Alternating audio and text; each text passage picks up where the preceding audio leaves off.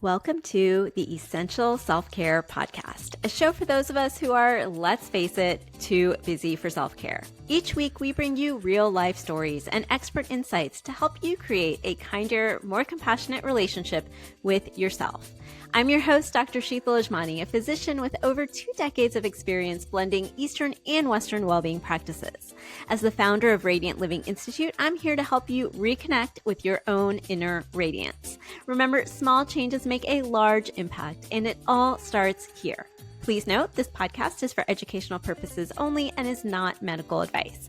Always consult your own healthcare provider about your specific situation. Now, let's get started. Welcome back to another episode of the Essential Self-Care Podcast. I am really excited to introduce you to today's guest, Jennifer Fluke. Jennifer and I met recently when I was over on the West Coast in Portland, Oregon, for a conference. So I was invited to speak at the annual APA CVS Women's Reception. For those of you who don't know, APA CVS stands for the Association of Physician Assistants of Cardiothoracic and Vascular Surgery. And so I was invited to that conference to deliver the keynote for their women's reception. And Jenn was one of the 2 people who introduced that talk. And in her introduction of my presentation, she shared a bit of her own personal self-care journey. And so much of her journey resonated with me as well that I just had to invite her to the show. So a little bit more about Jenn. Jenn is a physician assistant of cardiothoracic surgery. She's also the founder of Inspiring Wild Heart, where she helps women conquer their fears to go outdoors with confidence and tap into the healing power of nature. Today, Jenn will be sharing a bit of her personal self-care journey. Welcome to the show. Thank you so much. It's an honor to be here, and it's great to see you again. Yeah, absolutely. I'm excited to dive in. Like I said, so much of what you shared that day really resonated with me. I'm sure it resonated with our colleagues who were tuning in and in the audience that day, and I'm sure it'll resonate with many of our listeners here at Essential Self-Care as well. So, can you tell us about a time in your life where self-care became no longer an option, but an absolute priority for you? And more importantly, what did that journey look like for you? Yeah, that's a great question. So I went through something traumatic in my personal life and when you have those big life events, of course, it overflows into your professional and your everyday life, right? And so I was trying to figure out how to navigate that. And it wasn't easy at first. I was really just trying to hold myself together. But as the days ticked on and I kind of started getting into a little bit more of a new normal, I guess you could say, I found myself feeling the most at peace and calm, which was very welcome when I was outside. Specifically, there's 2 moments that I realized being outside and then specifically alone, which was really, really therapeutic for me. This was in Oregon. And so, of course, Oregon is beautiful. And I was on a trail that I'd been on many, many times before. And instead of I do love trail running, but the key that I found that was so helpful to connecting was actually being slow. And so much about our life is fast, right? So I actually sat down and I was just listening to this little stream that was next to me babble by and just enjoying the sounds of nature. And I just felt this really comforting. It's interesting. It's almost like a weighted blanket. I just felt safe and I felt at peace, and I had not had that in a long time. And so I just kind of marinated in that for a second, and I'd never felt anything like that before. It was wonderful. That's amazing. Thank you so much for sharing a bit of that. And I want to reflect on a few points that you already made for our listeners. One is, how that personal can definitely overflow into the professional. Mm-hmm. We so often try to keep those parts of our lives completely separate. And of course, there's a place for having some degree of boundaries and separation there. But in the reality of it, everything is connected. Everything impacts one another. It's something that I talk a lot about. I facilitate a couple of groups, a Female Founders Collective and Women's Leadership Circle. And in those groups, it's one of the reasons that I established those groups actually is because so often our personal and professional do impact one another. They are related. And so I think we don't acknowledge that enough. And so that's one of the reasons that I actually created that space, was so that we could have spaces where women gather together and can really openly share, whether it's personal challenges or professional challenges, and really be able to come together. And so I think just acknowledging that is really important. And I really appreciate that you shared that. And then also this phrase that you shared really stuck out and resonated to me as well. It was this phrase of just, you're trying to hold yourself together, right? And then at some point it was like, you just couldn't do that anymore. Like, there takes so much effort and energy and strength sometimes to sort of try to keep that separation in place, or try to keep this illusion of holding ourselves together, right? When sometimes there can be so much, not sometimes, I think a lot of times there can be a lot of freedom in just acknowledging, like, I'm going through a really hard season right now. Yeah, we're human. Yeah, exactly. And I think, particularly for many of my listeners are other high achieving women, some in the medical field, some not. I think particularly for us, whether you're in the medical field or not, but as a high achieving woman, it's like we feel like, I know I have felt, so I'll just speak for myself. I know I have felt many times that it felt really hard. It felt really vulnerable to acknowledge that I'm going through a really hard season. And so it does take courage. It does take strength to do so. And also it is recognizing our humanity. Like, it's okay to be going through a hard season. It's okay to acknowledge that, because we are all human. We do all go through these challenges in our lives. Absolutely. Yeah. And so when you were going through that experience, you came to realize, and you found that you were experiencing the most sort of peace and calm when you were outdoors, which says to me that there was likely already some component of you spending time outdoors leading up to that incident. But you started to, it sounds like also from the story that you shared of that moment when you were being on the trail, and you just felt called to slow down, and you listened to that call, wherever it came from, that inner call to slow down. So it sounds like while you being outdoors and spending time outdoors was part of your experience before this challenging situation, you started to experience it differently.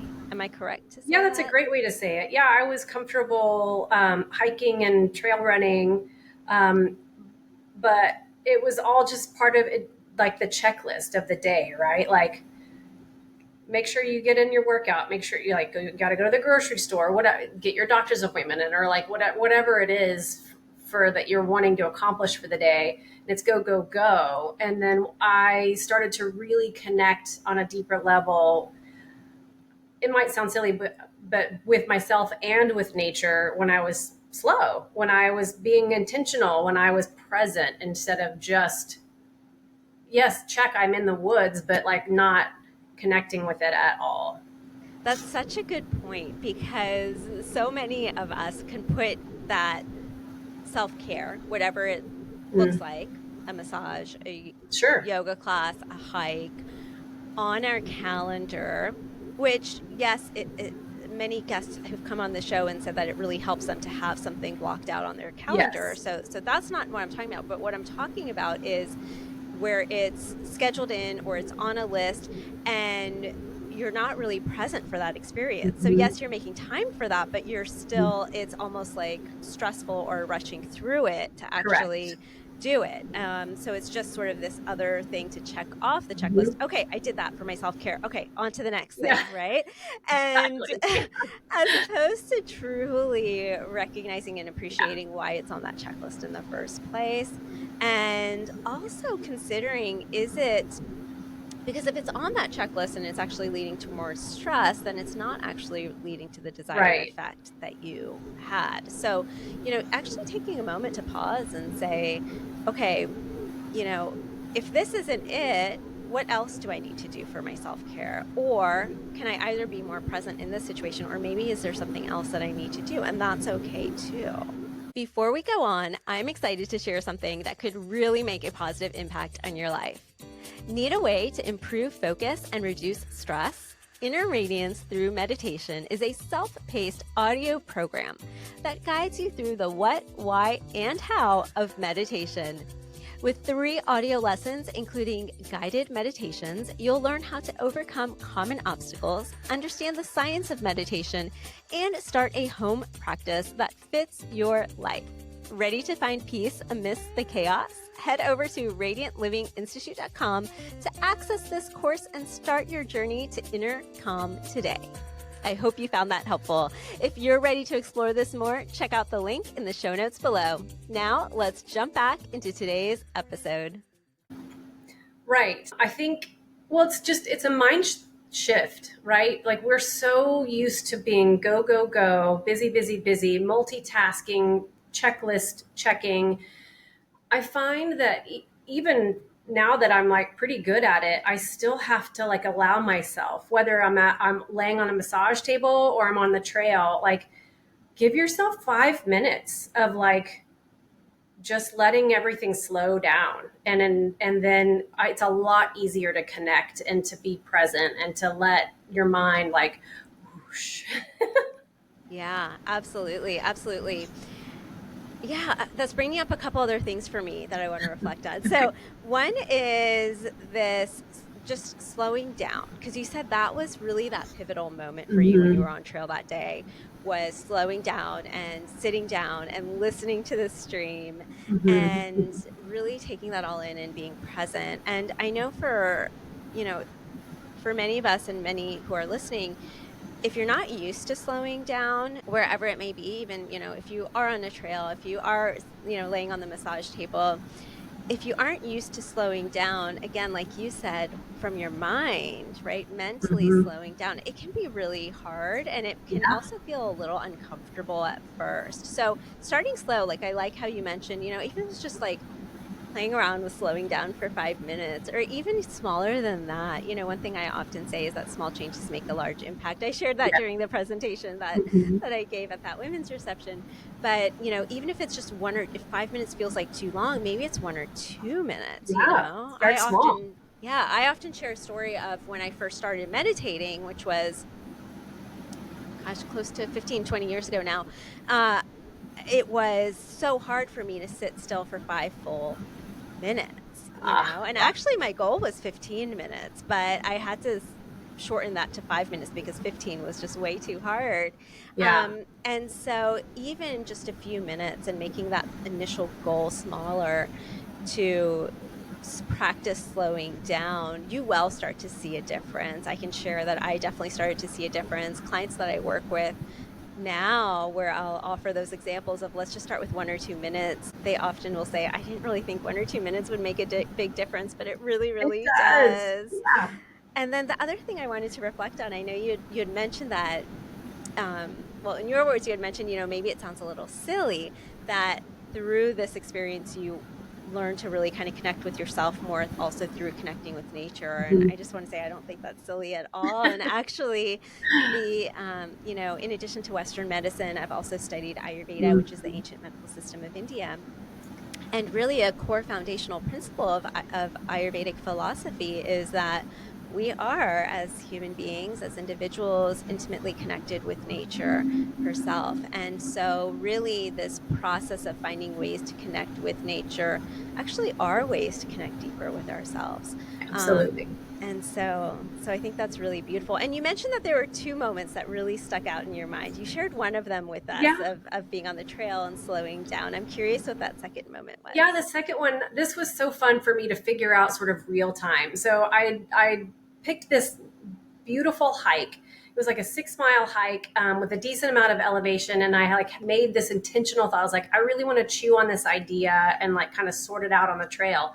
But I couldn't do it. Like, cause there was all of this elevation and rocks, and I had to really like plan where my next step was going to go. And I was like, what is wrong with me? And then there was this little offshoot, that was just a couple more miles to go look at a lake or something. I was like, okay, I'll do that. And it was flat.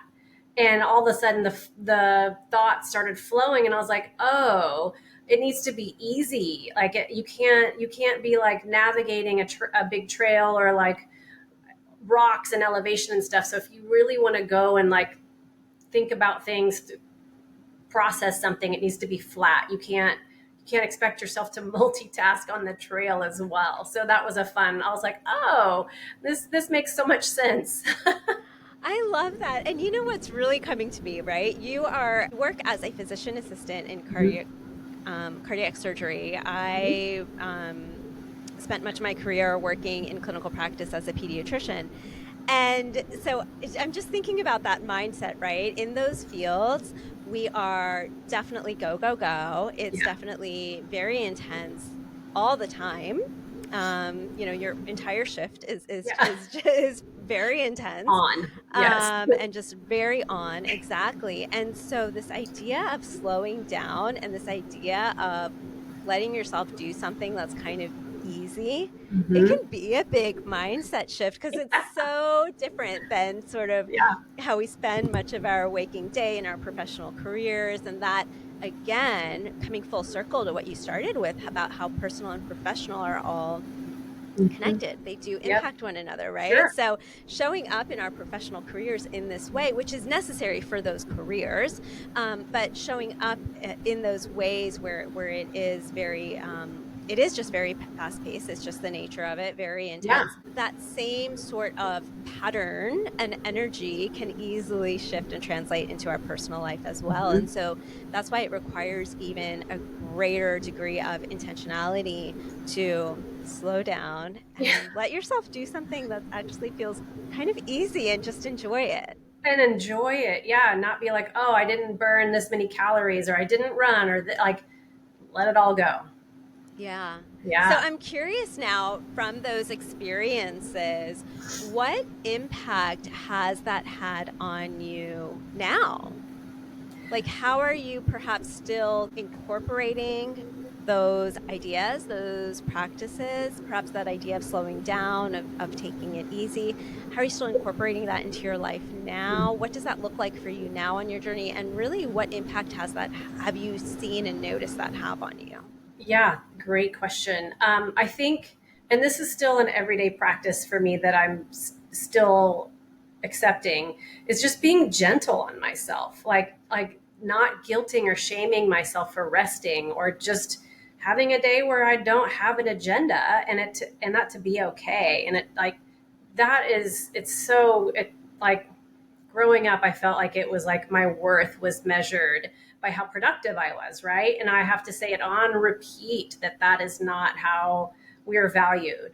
So it is reinforced that being, granted, it's not like all day long, but like that if you're exhausted, or if you've been traveling, or if you've just worked like a 17-hour day or something insane like that, it's okay to feel tired and to rest and to, keep your phone on silent. So that I've really just accepted that that's okay, instead of it feeling like this ashamed, like, oh, I had to rest, or I took a nap or whatever, like just more acceptance and gentleness on myself for being slow when I need to.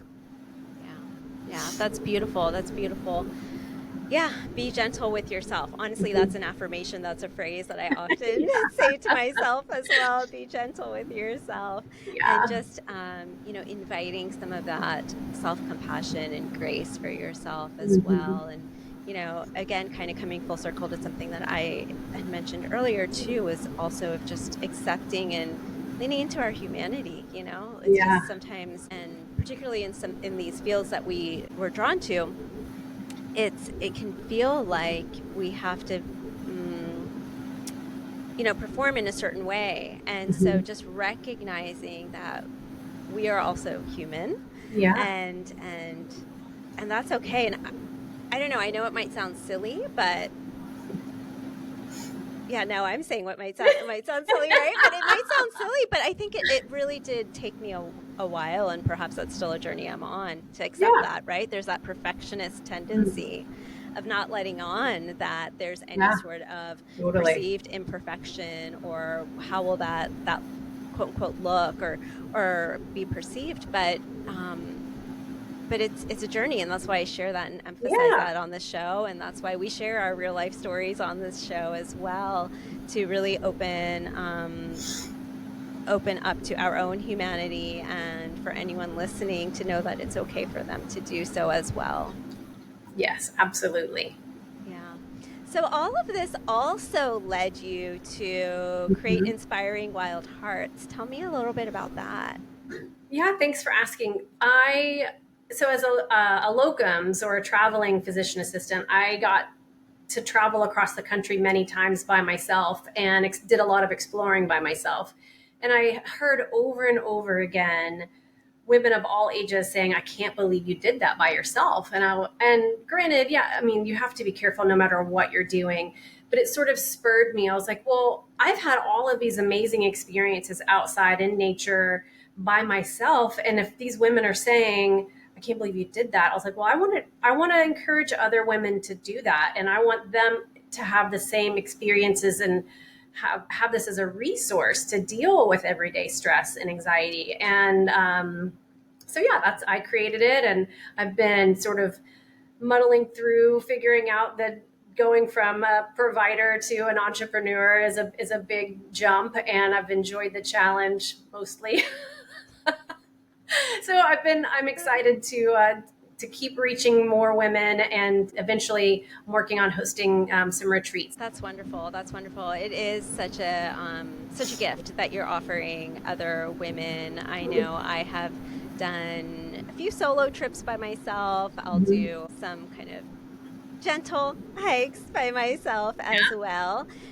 Again, making sure that they are in situations that feel safe to me, right? And so I really appreciate that that is something that you're also addressing in this process of helping women conquer their fears with Yeah. traveling and adventuring solo. And so where can people learn more about Inspiring Wild Hearts and connect with you and the work that you're doing? Yeah, I do have an Instagram account. It's Inspiring Wild Hearts. I have a newsletter on LinkedIn under my professional profile of Jennifer Fluke. Wonderful. Thank you so much. I will include your links in the show notes below. Thank you Thank so much you. for being here with us today. Yeah, I really enjoyed it. I appreciate your time today. I know you have so many choices for how to spend your time, so I thank you for being here today with Essential Self-Care. As a gift, download your free workbook, 6 simple yet powerful steps to create your radiant life at radiantlivinginstitute.com and start your journey to a more radiant you.